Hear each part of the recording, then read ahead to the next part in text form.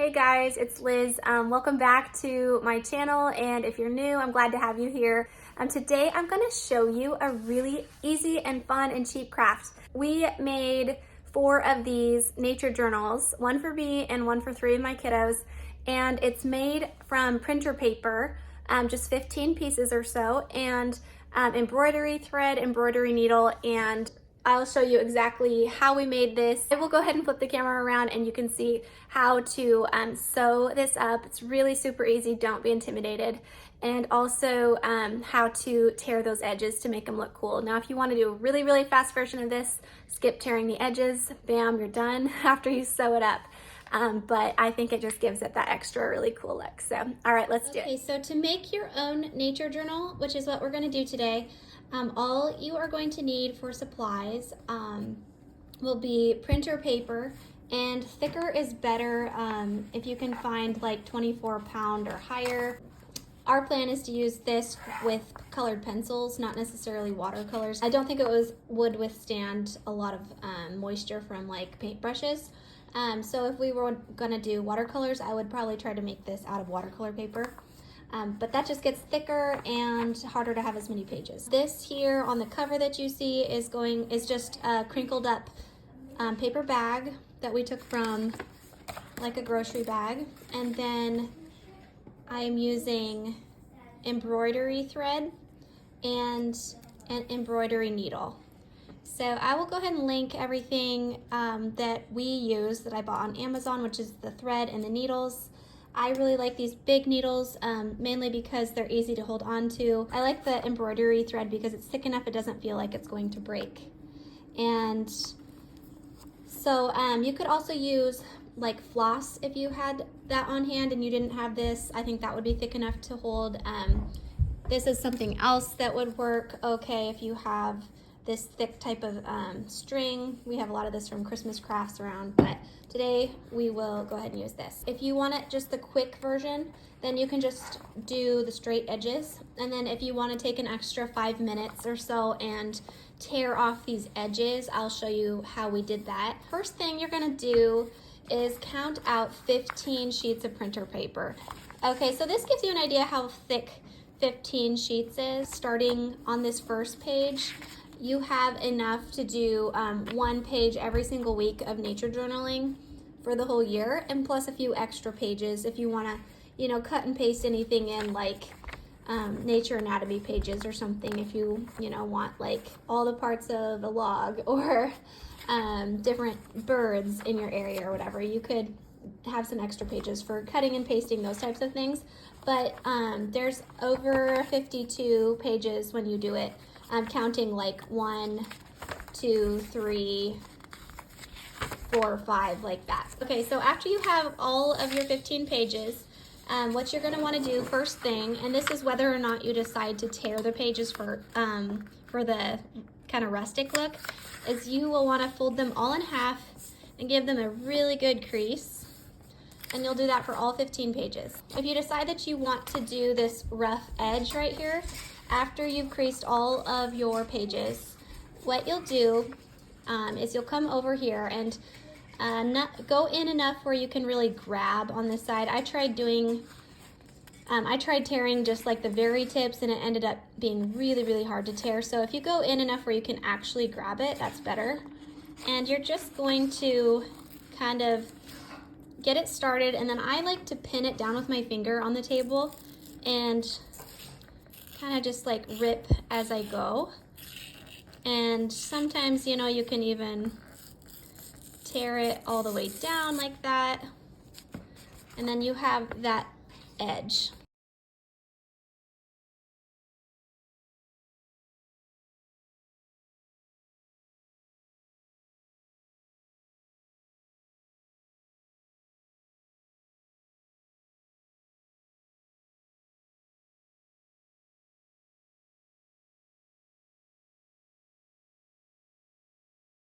And then once you have all 15 pages done, what you're going to do, and I'm going to make this book in this tutorial just with straight pages because I don't have 15 of them torn right now, and this will still give you the exact same directions on how to do this, but you're going to go through all your papers that you've just folded over and torn the sides off if you want to, and you're going to stack them on each other just like this until they're all in a pile, just like that.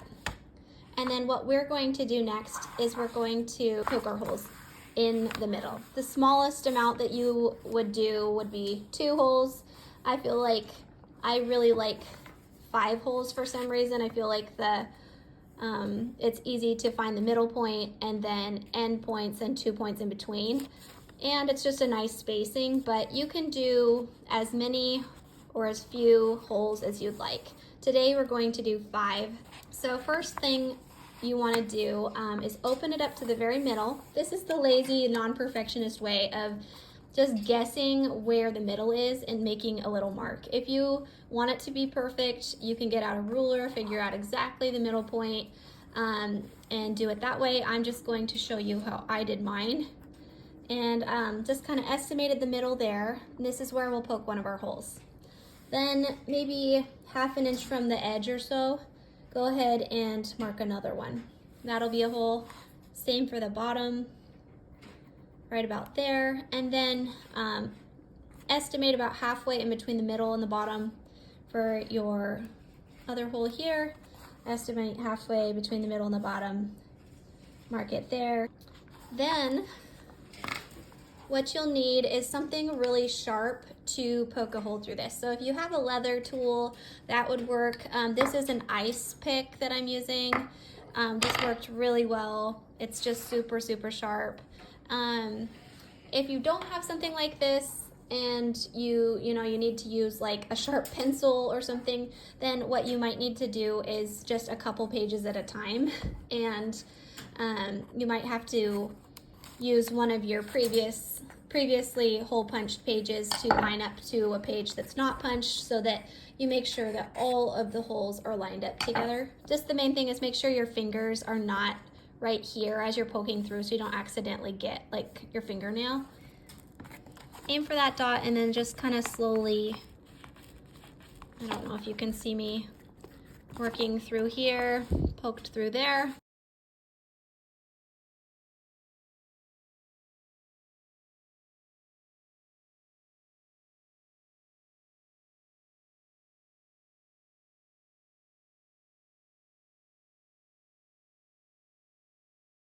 Now we're ready to get our string. I found that a really kind of perfect amount to do this is about 4 lengths worth of string. So this would be 1, 2, 3, and 4.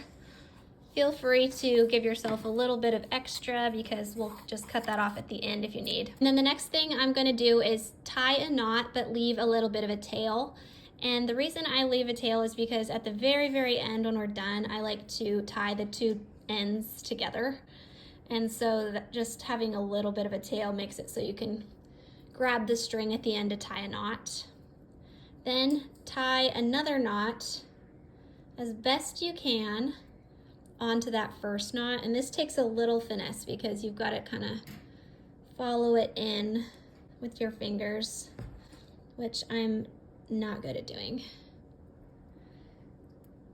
And trying to just make a knot that's big enough that it won't really easily pop through the paper. Then we'll take the other end and thread it onto the embroidery needle like that. Now here is the fun part. We are going to sew up our nature journal. So when you do this, go ahead and close your book like this and pick an end that you want to start with. Go ahead and get all the way through from the outside, and we're gonna bring it into the inside and pull it through. And just pull that thread till you get to that knot that you made right here. And it should be big enough that it doesn't want to come through, and that might, you might need a bigger knot if you had a bigger hole than I got. Just, you don't want it to really come through. At the end, we will tie this to the other end of the string so it won't pull through. But this is just to help it stay in place while we're threading. Okay, so we've got it up. Now we're gonna go down. And this should be pretty easy if you have this pre-punched like we do. And now we're gonna go back in, like this. Now we're gonna go down. You can see you're just sewing by hand, but with paper. And you're going in here and pull that through. And this is what it looks like at this point. And now we're going to go back down this way and basically fill in all the white parts.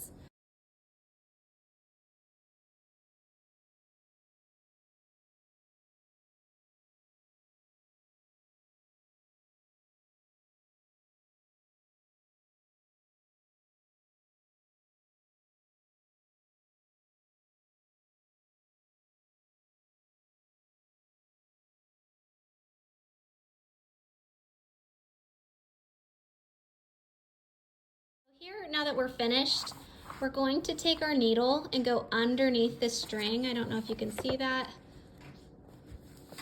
And basically, this is going to catch the thread on the string that's already there. And now push it back down through the hole. You can see what happens. It just catches the thread there.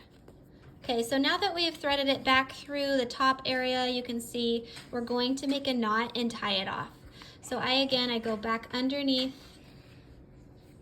this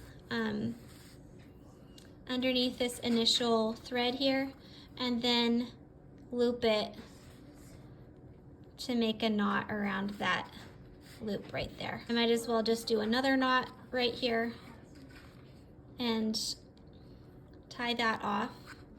Just like so. Okay, so now we have to trim this edge off so that we can tie these two strings together. Give that a good pull, and if you want to, you can even tie it a second time. So you've got a really, really good knot. Then you'll want to cut these strings so that they're shorter than the edge of the paper and they don't stick up. And that is how simple it is to sew your own nature journal. It's so easy, you guys. Then once you have your book together, you can decide if you want to decorate the front, just like let the kids color it or whatever.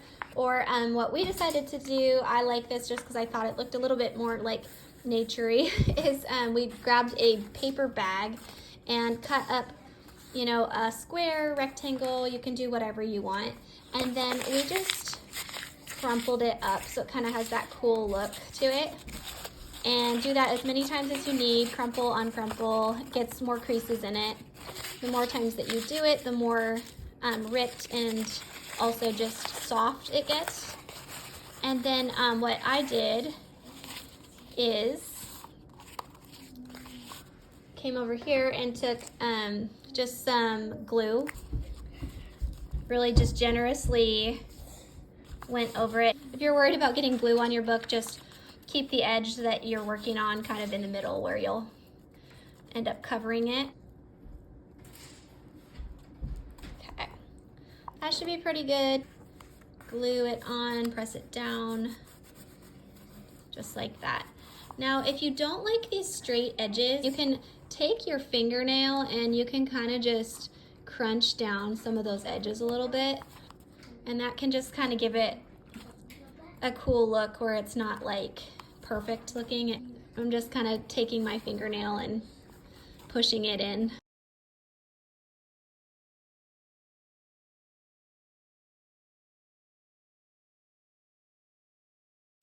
And if you're totally new to nature journaling, I have a video I'll put in the description on just how to start doing nature study for beginners. It does not cover nature journaling so much, it's more just how to get started with nature study. But this is going to be part of our nature study this year. It's something I've always wanted to do, and we've just been terrible at like starting it. So if you enjoyed this video, please give it a thumbs up. I'd Love to see your nature journals as well. If you can tag me on Instagram, I'm at blue.and.hazel over there. If you wanted to get extra super fancy, you could put a cover on top of this. I had a friend who made us nature journals, our whole nature group. It was incredible. This is the one that she made us, and she glued leather onto the nature journal. So I don't know what kind of glue she has here, but if you have any scrap leather at all, this just made for like the most amazing book. And yeah, she just glued it onto that last piece there. So we have some leather at our house, but I didn't have the glue to do that. So that'll probably be maybe in the future, we'll probably try that.